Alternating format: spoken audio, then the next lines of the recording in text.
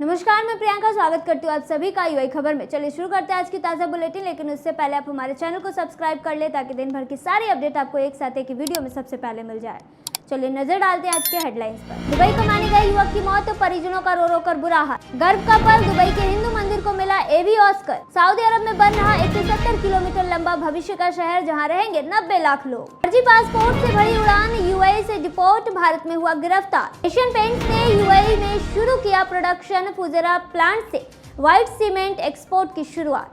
Bharat UAE ने मिलकर बढ़ाया पर्यावरण सहयोग का कदम, आबू धाबी में हुई अहम बैठक। दुबई हवाई अड्डे पर बेहोश हुए तेलंगाना के प्रवासी सैयद बाबा, इलाज जारी। और जानेंगे क्या है इसके रियल रेट, क्या है इसके गोल्ड रेट और क्या है इसके दिरहम रेट्स।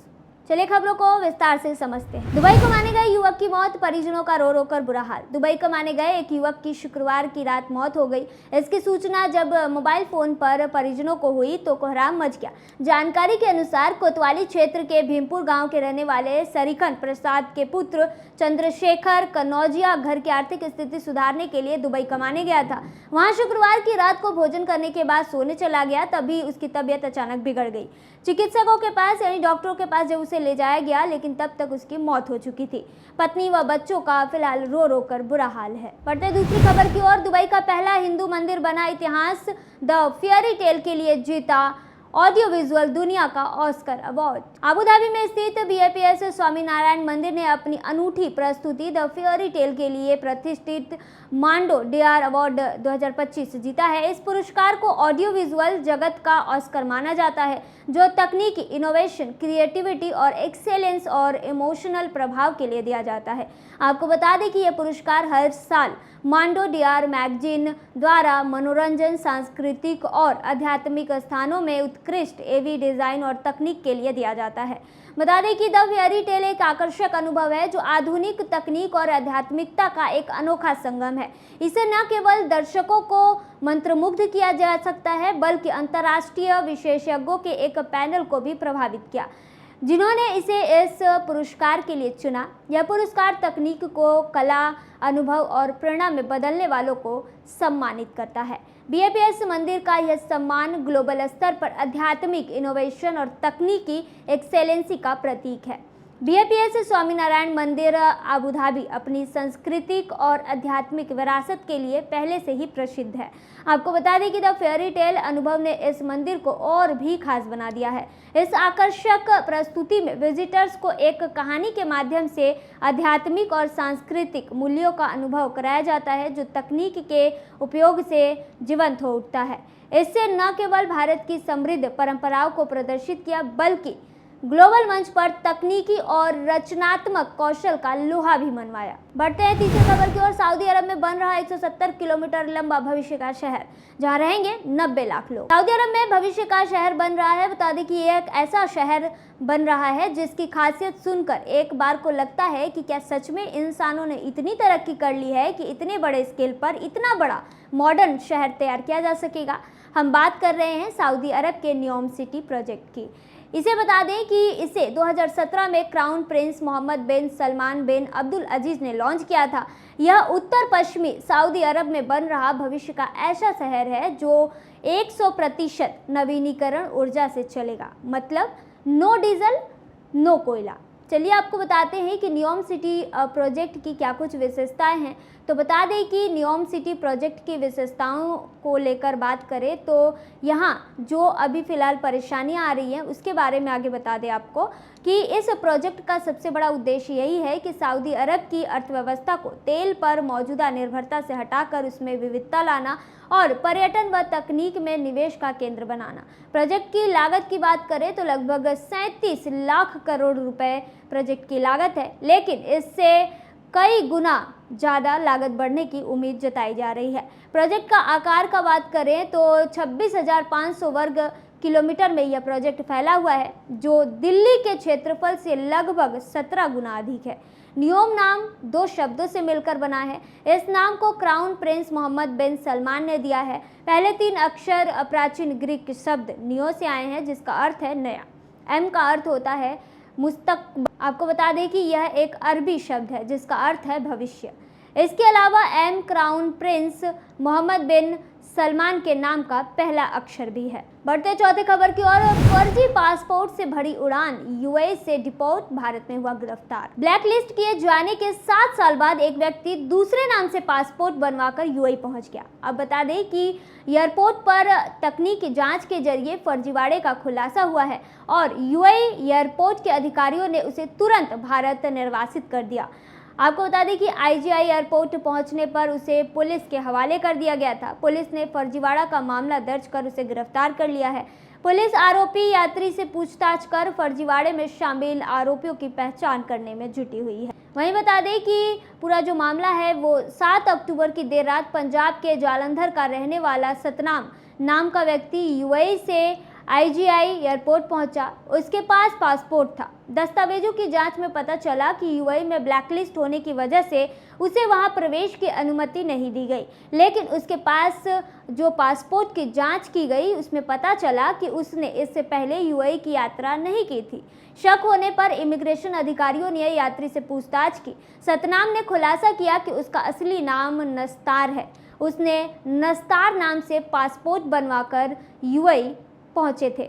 बता दें कि वे वहां अवधि यानी समय सीमा समाप्त होने के बाद भी वहां पर अधिक दिन रुके थे, जिसकी वजह से उसे वहां पर पकड़ लिया गया और बाद में ब्लैकलिस्ट कर दिया गया था। इमिग्रेशन अधिकारियों ने पुलिस को यात्री के सारे डॉक्यूमेंट्स सौंप दिए हैं। आईजीआई एयरपोर्ट पुलिस उपायुक्त विचित्र वीर ने इस घटना की पुष्टि की है और मामले की छानबीन करने की बात कही है। बढ़ते 5वें खबर की ओर, एशियन पेंट्स ने शुरू किया यूएई में प्रोडक्शन, फुजेरा प्लांट से व्हाइट सीमेंट एक्सपोर्ट की शुरुआत। भारत के पेंट मार्केट की करीब 40% बाजार पर अपना कब्जा रखने वाली देश की सबसे बड़ी पेंट कंपनी एशियन पेंट्स एक बार फिर से खतरों में। भारत के पेंट मार्केट की करीब 40% बाजार पर अपना कब्जा रखने वाली देश की सबसे बड़ी पेंट कंपनी एशियन पेंट्स एक बार फिर से खबरों में है। बता दें कि दरअसल कंपनी ने स्टॉक एक्सचेंज को जानकारी देते हुए बताया कि उन्होंने भारत के बाहर यूएई में मौजूद मैन्युफैक्चरिंग फैसिलिटी की प्रोडक्शन को शुरू कर दिया है। एशियन पेंट्स ने बताया कि उनकी कंपनी ने यूनाइटेड अरब एमिरेट्स यानी कि यूएई में एक ज्वाइंट वेंचर के तहत अपनी फुजेरा प्रांत में मौजूद मैन्युफैक्चरिंग फैसिलिटी के प्रोडक्शन को 12 अक्टूबर यानी दिन रविवार से शुरू कर दिया है। बता दें कि साल 2023-24 में एशियन पेंट्स कंपनी ने पहली बार जानकारी दी थी कि वह मिडिल ईस्ट के बाजार में अपना बिजनेस बढ़ाने जा रहा है, जिसके लिए उन्होंने यूएई देश को चुना था। अब बता दें कि जहां पर ज्वाइंट वेंचर के तहत व्हाइट सीमेंट और व्हाइट सीमेंट क्लिंकर के एक्सपोर्ट वहाँ से किया जाएगा। उस समय आपको बता दें कि जानकारी दी गई थी कि इसका इनिशियल प्रोडक्शन कैपेसिटी जो होगा वो 2,65,000 टन पर एनम होगा। बढ़ते 6ठे खबर की ओर, भारत यूएई ने मिलकर बढ़ाया पर्यावरण सहयोग का कदम, आबू धाबी में हुई अहम बैठक। केंद्रीय पर्यावरण, वन एवं जलवायु परिवर्तन राज्य मंत्री कीर्तिवर्धन सिंह ने आबू धाबी में संयुक्त अरब अमीरात की जलवायु परिवर्तन और पर्यावरण मंत्री डॉक्टर अमना बिन्त अब्दुल्ला अल दलाह से मुलाकात की। बता दें कि यह मुलाकात उनके 3 दिवसीय आबू धाबी दौरे के दौरान हुई, जहां वे IUCN यानी विश्व संरक्षण सम्मेलन में भाग ले रहे थे।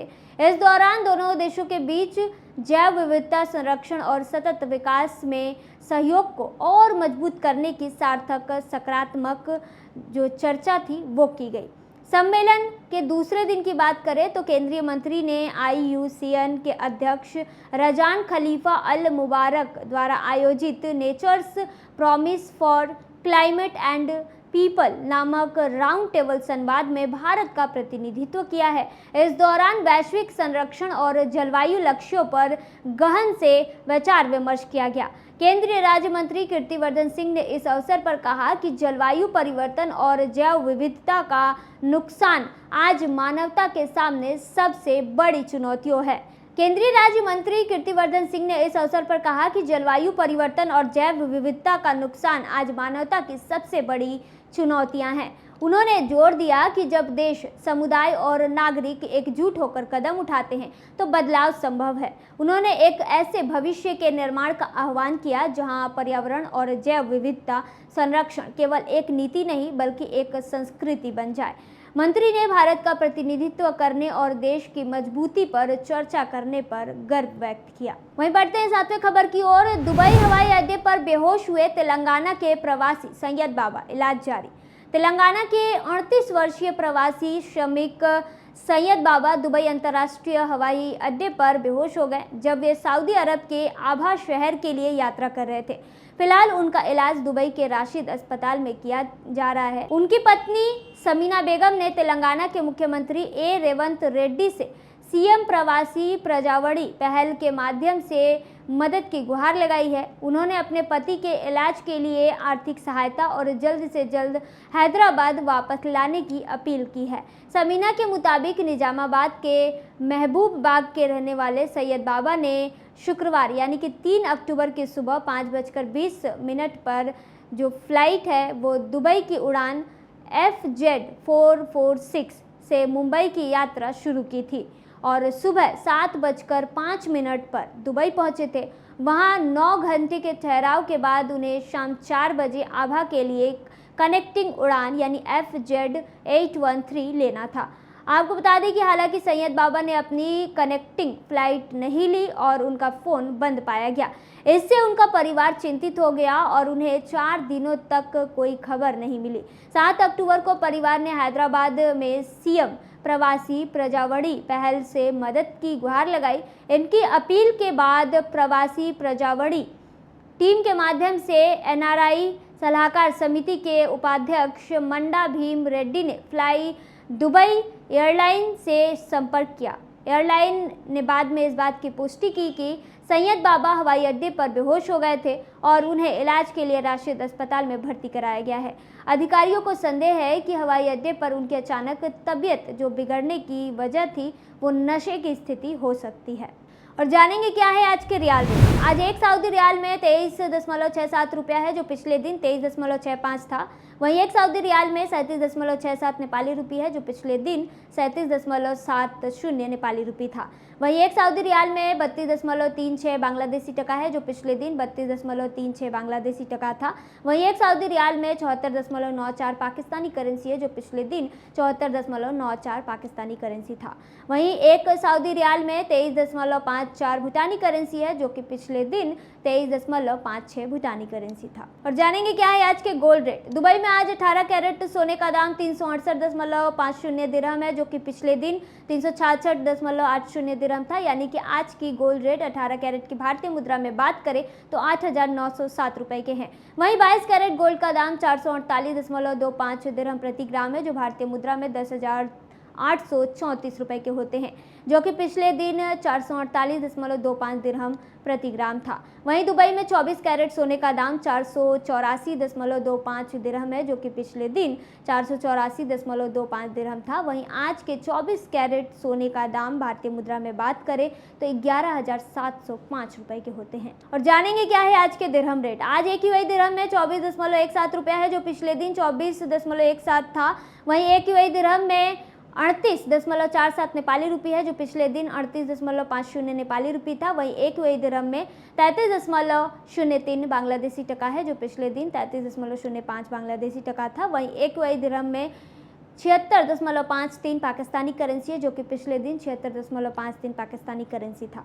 वहीं एक वही दिरहम में 24.05 भूटानी करेंसी है जो पिछले दिन 24.06 भूटानी करेंसी था।